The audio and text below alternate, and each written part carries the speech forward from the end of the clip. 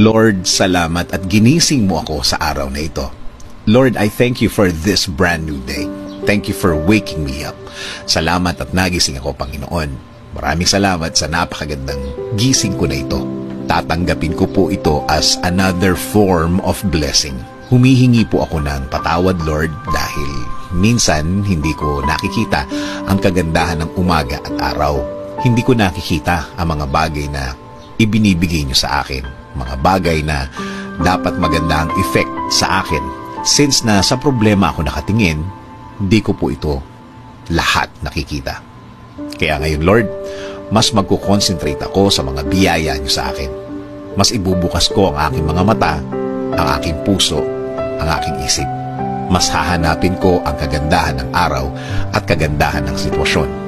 Sa ganda ng mga bagay na inilalagay niyo sa aking buhay. In Jesus' name we pray. Amen.